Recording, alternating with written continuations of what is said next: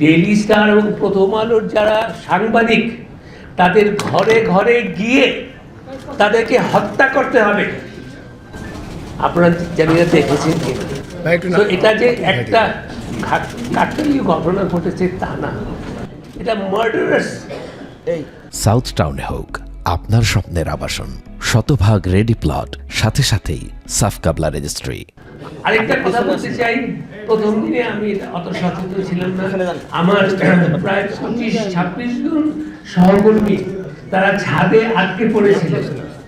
এখন যদি হতো যে যারা ডেইলি স্টারকে ঘৃণা করে তারা বলতো, এই সাংবাদিক তোদের সঙ্গে কোনো সম্পর্ক নেই, তোরা বেরিয়ে যা, আমরা বিল্ডিং এ আগুন লাগাবো, সেই 26-27 জন ছাদে আটকে ছিল এবং ফায়ার ব্রিগেডকে আসতে দেওয়া হয় নাই।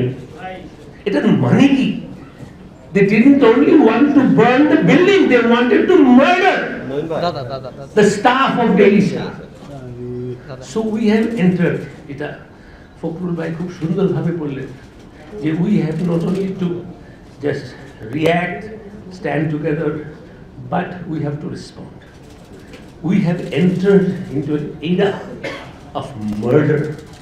মত প্রকাশ তো অনেক দূর হয়ে গেছে, এখন বেঁচে থাকার অধিকারের ব্যাপারে সে আপনারা এখানে, আপনাদের সঙ্গে আমরা আছি, আমাদের সঙ্গে আপনারা থাকবেন।